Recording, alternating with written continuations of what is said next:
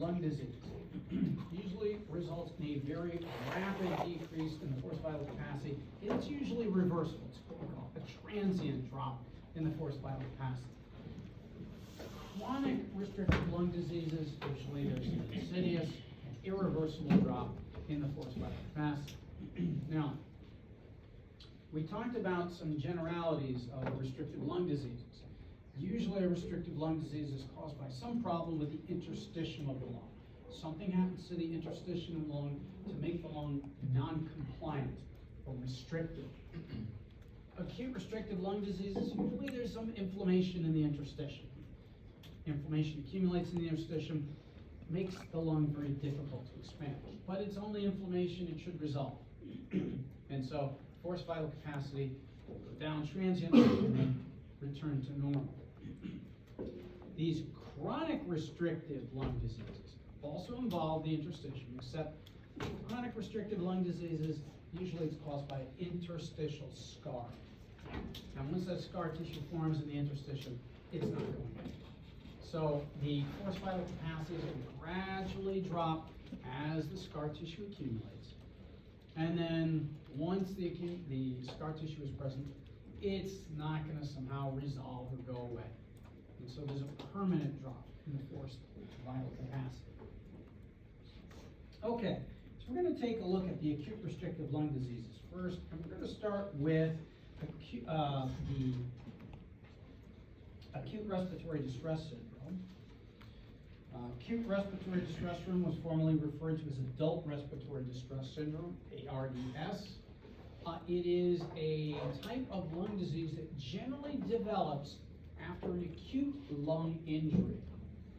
It's characterized by a degeneration of type 1, type 2 pneumocytes and the pulmonary capillary endothelial cells. Something happens to the lungs. There's an acute lung injury.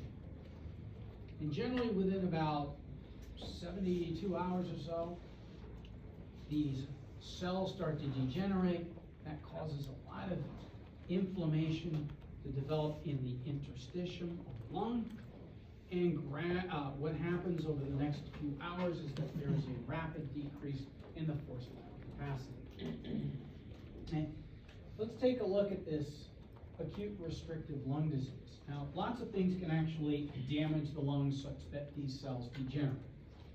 And you can have some sort of sudden inhalation of maybe hot gases.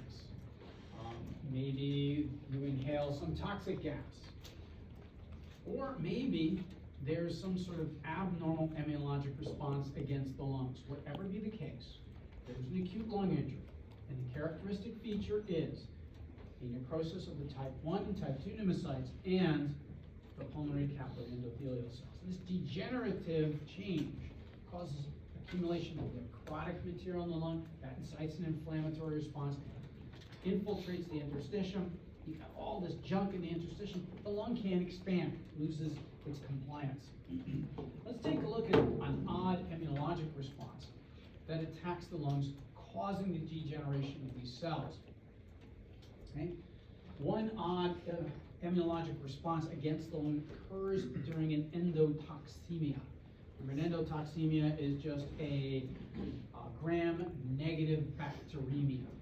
It results ultimately in some sort of septic shock. A gram-negative septic shock is also known as an endotoxemia. Let's take a look and see how this works. Okay, so here we have a depiction of a section through the alveolus. Okay, you can see the alveolar wall. We've got the alveolar space here. That's the alveolar airspace right there. And then you've got the wall of the alveolus here. Now, you know in the wall of the alveolus, we've got these capillaries. There's a capillary. That's the lumen of the capillary. In between, we've got some layers of material. Within the capillary, we've got this layer of endothelial cells that lines the blood vessels. Or we've got a little connective tissue here, and then lining the interior of the alveolus, we've got these type 1 and type 2 pneumocytes. Most of the surface area, you recall, is covered by the type 1 pneumocytes, but there are also these bulky type 2 pneumocytes that are present within the alveolar epithelium. Okay? During an endotoxemia, a gram-negative septicemia, the bacteria start to break down. And when they break down, they release endotoxin. Remember, endotoxin refers to that lipopolysaccharide that's a part of their bacterial wall. Well, this endotoxin has a profound effect on the immune system's response to the endothelial cells in the pulmonary capillaries. This endotoxin will operate on a number of white blood cells activated. The endotoxin also operates on these pulmonary capillary endothelial cells. And these pulmonary capillary endothelial cells increase their expression of these adhesion molecules. At the same time, these white blood cells are all activated. They increase their expression of geometrically complementary adhesion molecules. And these neutrophils, they start sticking to these endothelial cells. Now, these white blood cells are all activated by the endotoxin. So they're elaborating things like hydrolytic enzymes and free radicals. That's their attack against, say, all this bacteria. Okay? When they start to stick to these endothelial cells, they start damaging them. They're elaborating all these free radicals and enzymes, and these activated white blood cells stick to the endothelial cells, elaborating all this material, and the endothelial cells start to degenerate. And we said one of the things that characterizes this disease, acute respiratory distress syndrome, is a degeneration of the pulmonary capillary endothelial cells. There it is. The pulmonary capillary endothelial cells are degenerated. It's necrotic now. That's not where the damage ends.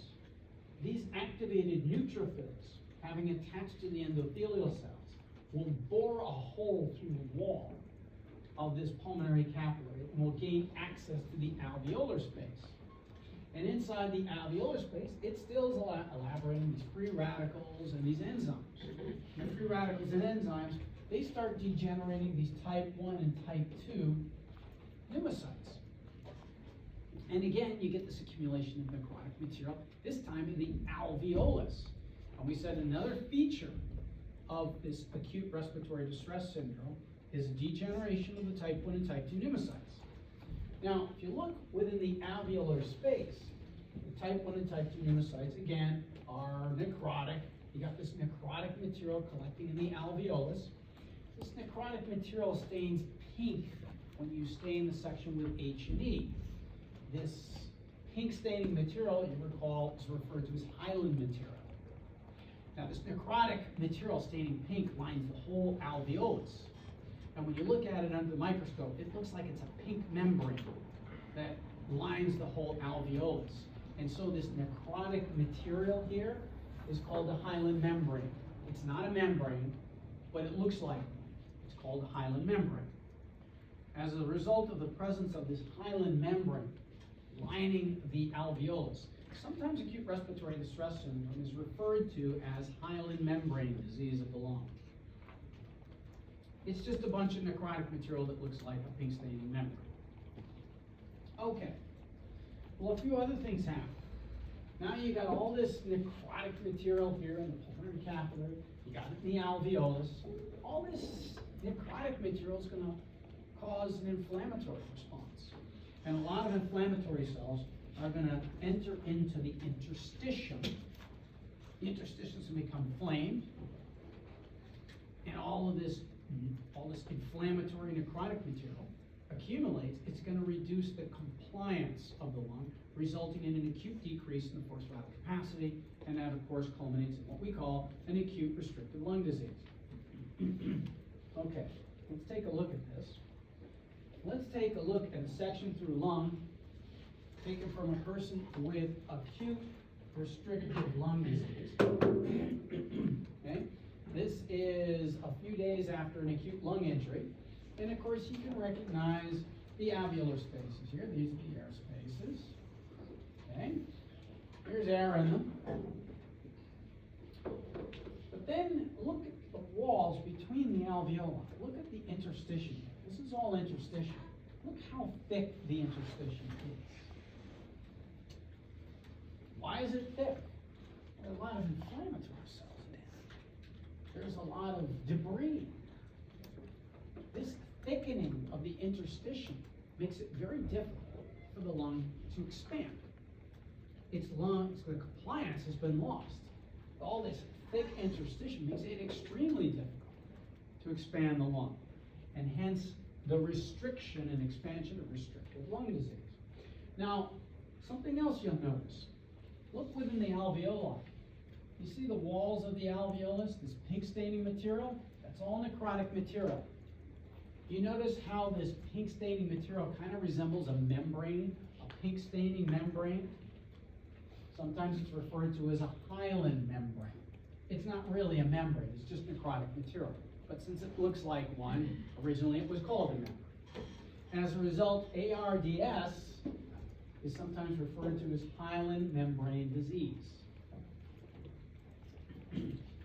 Okay, take a closer look. We're going to zoom in. Here's a single alveolus we're looking at here. This is the airspace. Okay. And you can see the interstitium out here. Again, you'll notice the alveolus is lined by this pink staining material. That looks like a membrane, a hyaline membrane. Look at the interstitium. Aren't these walls supposed to be extraordinarily thin? Look how thick they are. When you have a wall that thick, it's going to be hard to expand that lung. And so lung compliance is extremely low here. Makes it difficult to expand, and as a result, the person's not going to be able to inhale much air. The forced vital capacity decreases tremendously. And it happens very quickly. And so there's an abrupt decrease in the forced vital capacity. That characterizes an acute restrictive lung disease. Yes? But because it's acute, all of it is just temporary, It correct? should be transient. Okay. Temporary. Okay. Now, this is a phase of ARDS in which you get a lot of exudate, a lot of necrotic material in the alveolus. And so this phase of ARDS disease is referred to as the exudative phase. The exudative phase. Now, we got a couple of problems.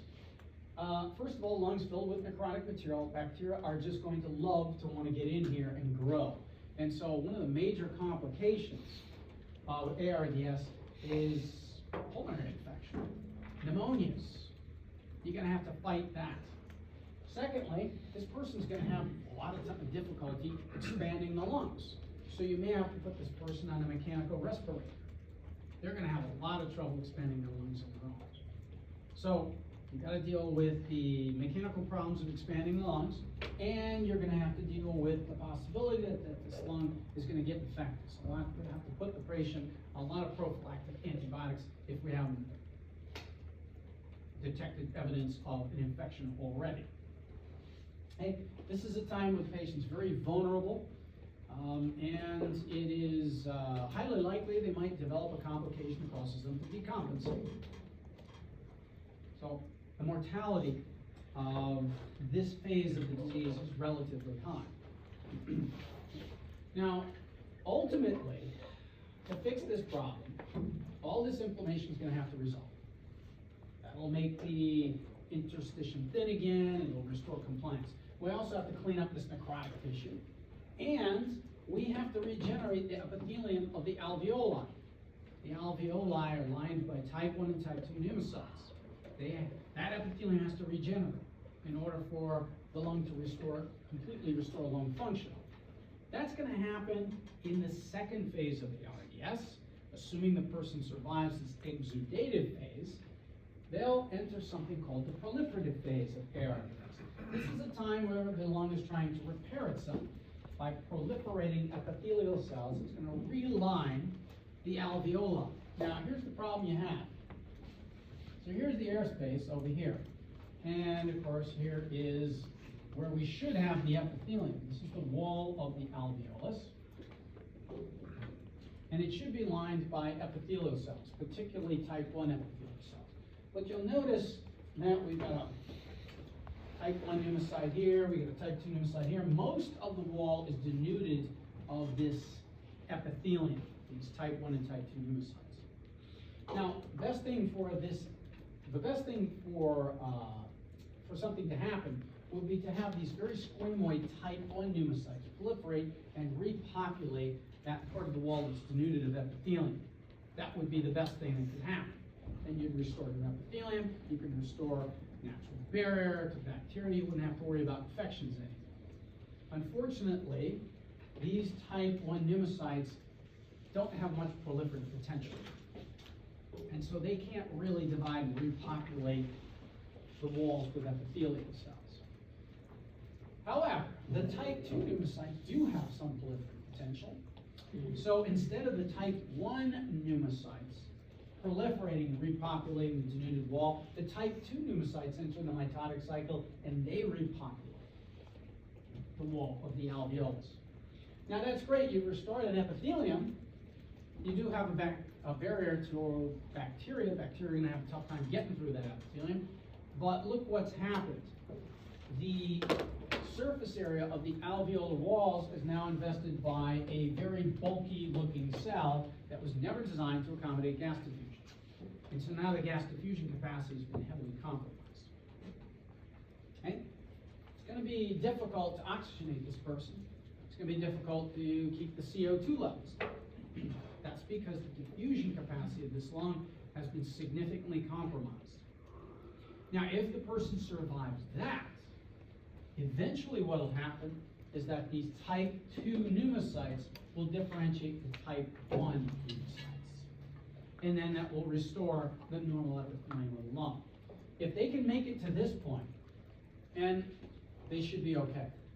They'll have their compliance restored, they'll have their barrier against bacteria restored, everything will be fine. And then the big question is, can they survive all the different phases and complications of acute respiratory distress syndrome? ARDS generally has a very high mortality rate because of all the problems that have to be managed as a result of the damage in the lung. Okay, this repair phase in which all these different cells proliferate is called the proliferative phase. They have to make it through the exudative phase and the proliferative phase in order to survive. Okay. Any questions on it? All right, let's talk a little bit about some of the workup features. We're going to take a chest x-ray. You will see evidence of interstitial disease, and we're going to show you what interstitial disease looks like a little later on in the course. There's a big problem with maintaining arterial oxygen partial pressure. There's a decrease in lung compliance that's been very clear on spirometry.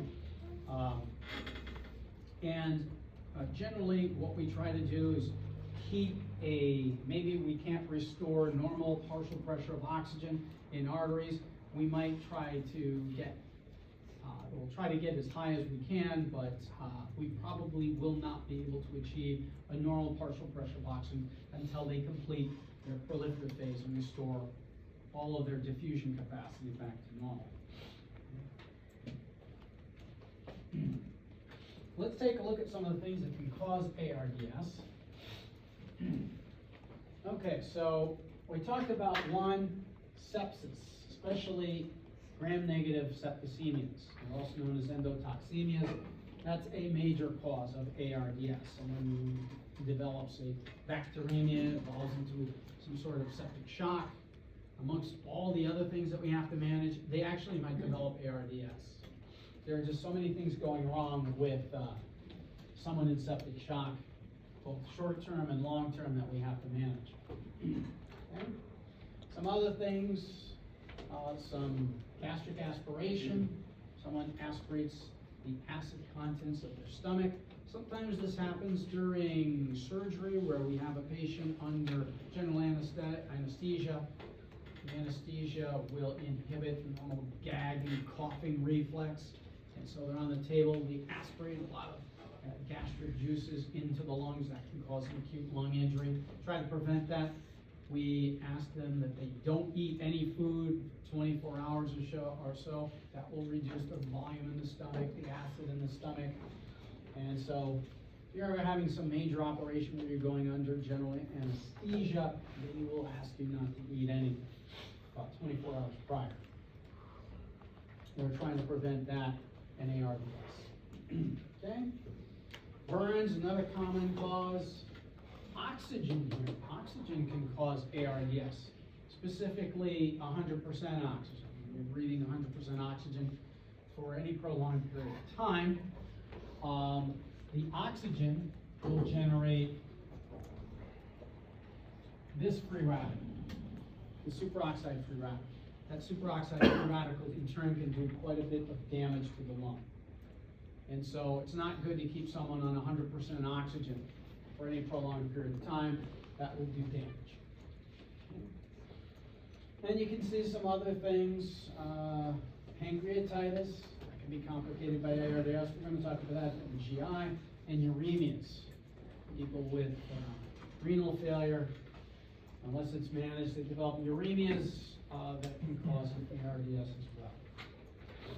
Okay, any questions on ARDS? The oxygen take is how much oxygen? Well, how are you administering the oxygen? You can administer it by nasal cannula, non-rebreathing mask. There are different ways that you can administer, and that will determine the percentage oxygen they're getting. So in the case of this patient, are you looking to get them as much oxygen as possible, or because if they can't breathe on their own, they can't? Someone who already has ARDS, Yeah.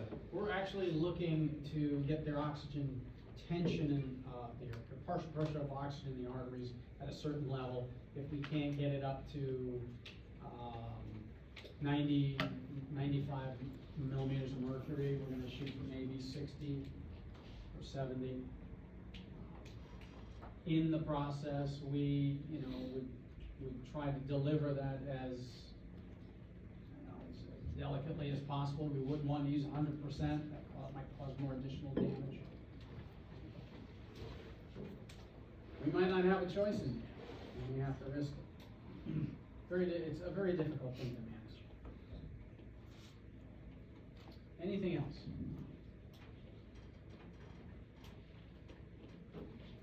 Okay.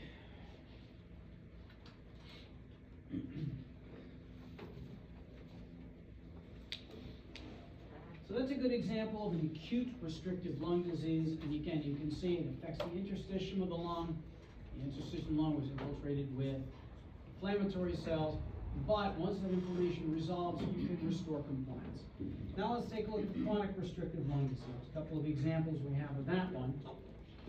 Remember, usually the common element of a chronic restrictive lung disease is scarring of the interstitium. Something causes the interstitium to scar. Once the scar tissue forms, it's not going away. Not going to resolve. That scar tissue is there to stay. Scar tissue developing in the interstitium to rob the lung permanently of its compliance. And so someone's going to be stuck with a restricted lung disease for the rest of his or her life, unless of course they have a lung transplant. Okay, let's take a look at a classic one. It's called idiopathic pulmonary fibrosis. The name tells you exactly what's going on. There's some sort of fibrotic process that's caused by something unknown. It's causing a lot of fibrous tissue to accumulate in the interstitium. Now, this is a type of chronic restrictive lung disease. It tends to develop in older patients. It seems that whatever's going on, a lot of fibrogenic chemical mediators are produced in the lung, and it causes a lot of fibroplasia in the interstitium, and that results in the scarring. Now, it's not clear what actually triggers this whole process, but there have been a couple of ideas that have been proposed. I'm going to introduce one of the more popular theories that might explain all the different changes we see in idiopathic pulmonary fibrosis. But basically, you have an older person, maybe 60, 65, that starts to develop this whole scarring process in the interstitium. And it's a very indolent process. Develops very slowly. They may not even notice that this whole thing is happening to them, at least initially. But this whole scarring process seems to be caused by exposure to some sort of antigen that they're inhaling. And presumably this antigen is ubiquitous. You can't avoid it. It's in the environment. The person's constantly inhaling this. This is going to trigger a couple of immunologic reactions. First, it's going to start activating a number of white blood cells like lymphocytes, In turn, that's gonna activate things like macrophages. Okay? The antigen at the same time is also gonna activate some B lymphocytes, they're gonna differentiate the plasma cells to produce immunoglobulins. The immunoglobulins are gonna complex with the antigen. They're gonna form immune complexes, which will also in turn activate these macrophages. These macrophages, in turn, are gonna start elaborating these fibrogenic cytokines. They're gonna attract fibroblasts into the interstitium. And these fibroblasts are gonna start proliferating in the interstitium and laying down collagen. And that, of course, is the whole scarring process of the interstitium. Now, at the same time this is going on, these activated white blood cells are going to do some damage to the epithelium in the lung. It's going to cause degeneration of the type 1 and type 2 pneumocytes, and to some degree, some of the pulmonary capillary endothelial cells. That sounds a lot like ARDS, but the big difference between what's happening here and ARDS, when ARDS develops, the entire lung is affected. You get necrosis throughout the entire lung. In idiopathic pulmonary fibrosis, this degeneration occurs in little microscopic patches throughout the lung. The scarring occurs in little microscopic patches throughout the lung. And so you get over a period of time, let's say a month, weeks or a month, you get a little patch of scarring over here in the lung. No one's going to notice that. You get another little patch of scarring over here in the lung. Another little patch of scarring over here in the lung. No one's going to notice that. The scarring process is going to go unnoticed by the patient. However, over a long period of time, these little patches of scarred area are eventually going to become confluent. It's going to affect a large percentage of the lung parenchyma. That's when they start noticing some problems. They're starting to get winded. They can't expand their lungs as much. It's a very indolent process. And by the time that indolent process is noticed, a great deal of damage has already been done to the lung. Okay, let's take a look at idiopathic pulmonary fibrosis. So here's an example of a small section of lung affected by IPF. Again, there are going to be phases of IPF. First thing that's going to happen, you're going to get little activated white blood cells in a small microscopic patch of the lung, and those white bloods are going to do damage. They're going to attract fibroblasts, cause the fibroblasts to proliferate in the interstitium and start scarring it down. This results in what we call the exudative phase of IPF. This is the exudative phase of IPF. You can see the pleural cavity out here. There's the lung. This is the visceral pleura right here, this whole thing. And there's the lung parenchyma. You notice that the alveoli are kind of filled with exudate. Here are the walls of the alveoli. Okay. The lungs, yeah.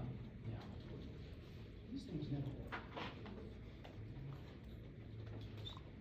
You got the walls of the alveoli here. You got the air spaces that are filled with a lot of exudates. Now again, you might think, geez, the alveoli are filled with exudate. Wouldn't that present with a cough that's productive? You know, you should be coughing up sputum. That's what you'd expect. That's what I would expect. They don't. And the reason for that is this is such a small microscopic patch. It goes unnoticed. All right, well, again, if this were just isolated to this one small patch of the lung, no big deal. Okay? No one would notice it. Okay? Unfortunately, over the course of time, many little patches start to form and they start to accumulate damage. They start to become confluent. Now, eventually, this area is going to have to repair itself. And again, that's going to happen by interstitial scarring. When you begin the repair process, again, you enter in the proliferative phase in which a lot of cells, including, unfortunately, the fibroblasts, are proliferating, scarring things down. Take a look at this lung. This is healed lung in this condition called idiopathic pulmonary fibrosis. Again, you can see the air spaces here.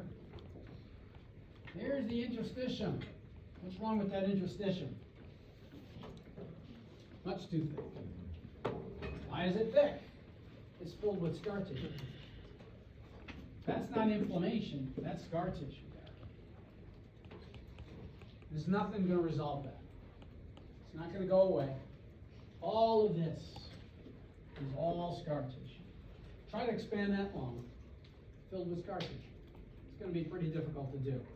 And again, you're going to have this gradual, insidious reduction in the forced vital capacity. The person's not going to notice it first because all of this is happening on a microscopic level. As time goes on, the damage accumulates until eventually they start noticing something.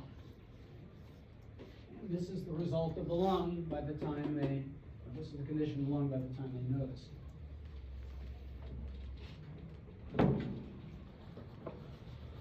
All right, let's take a look at the radiographic appearance of this. All right, so we're going to compare a radiograph within normal limits to a radiograph of someone with interstitial disease, okay? Scarring of the interstitium. So here's a normal lung, and normal, looks like a chest radiograph, everything's within normal limits. Cardiac silhouette, looking good. The trachea looks good. Diaphragms look good. What I can see of the aorta looks okay. Hilar regions of the lung, okay. Lungs are nice and loose, nice and black. Okay, that's the way they should look. Okay, well, there's a radiograph of someone with end-stage idiopathic pulmonary fibrosis, meaning end-stage, meaning they're pretty much eventually going to succumb very soon to the disease. Okay, they've got extensive damage. Look at these lung fields. They look really hazy compared to the normal lung fields. Okay? Well, they look hazy because the interstitium here is so thick that the interstitium itself is casting a very kind of vague shadow on the film. And you can see all these little streaks here. It looks like a kind of network, kind of a reticular pattern. Okay? The lung still has air in it. You can see it's got this background of lucency. But nonetheless, you see this kind of haze, these lines here. Okay? Some of these lines actually kind of look like honeycombs. Okay? This is called the honeycomb pattern. A honeycomb pattern. And these markings, those are all consistent with interstitial scarring. You can see that there's widespread damage here in the lung. There's not one part of this lung that looks like it's been spared. And again, obviously the person's aware of the disease now, but it didn't affect the lungs all at once. It developed very insidiously. Okay. Any questions on that? Dr. Mike? Yeah. So, will an acute pulmonary, the one you were doing earlier, will it look the same way like this on an X-ray at this stage? Yes, it'll predominantly see an interstitial pattern. You'll see infiltrates, and it will probably very much resemble this. It may not be in a honeycomb pattern, but it'll be very hazy like this. It won't be completely opaque.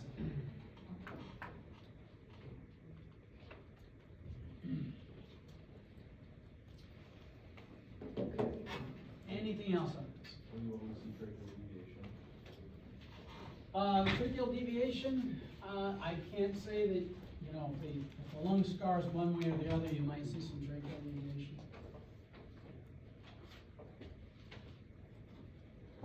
Yeah. The mediastinum doesn't look exactly, doesn't look exactly normal. You've got a lot of scar tissue in the lungs. Might be pulling it one way or the other.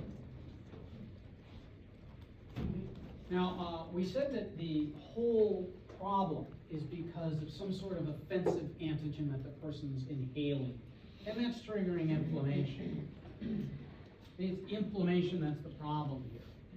You might think that a good way to treat this would be to suppress the inflammatory response. You give steroids.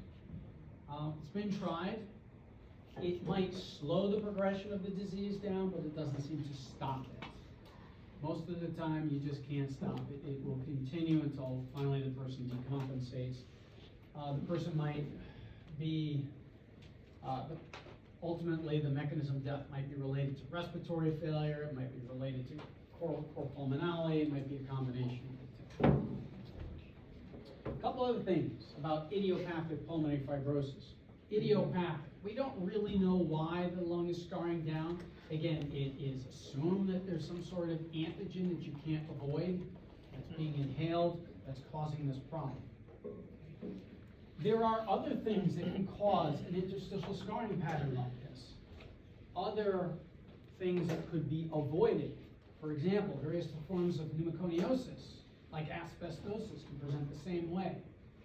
Silicosis, borreliosis, all of these things can cause this kind of interstitial scarring pattern. And so, as a result, before you make a diagnosis of idiopathic pulmonary fibrosis, you want to make sure that you have eliminated all the other possible causes of this. Idiopathic pulmonary fibrosis is referred to as a diagnosis of exclusion. You have to exclude every other possibility before you say, oh yeah, this is idiopathic pulmonary fibrosis. Because if you can identify a cause for this, you might be able to reduce the exposure, reduce the progression of this disease. If, for example, it's asbestosis, you reduce the exposure to asbestos. If it's silicosis, then you can reduce the exposure to silicone, the silicates, I should say, silicates. Okay? So idiopathic pulmonary fibrosis is a diagnosis of exclusion. We have to kind of eliminate everything else.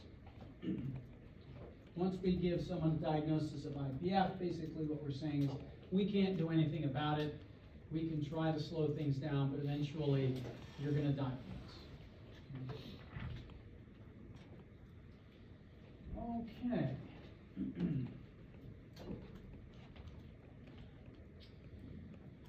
Any questions on this? Yes. I don't know if you said this, but, is that acute form, does it have like a purulent cough or no? Does it have a productive cough? Not this one, the other one, the acute form? Acute respiratory distress syndrome, yeah, there'll be some production in the quiet material. This one, no. Yes. Okay, anything else? Okay, it's a good place to stop.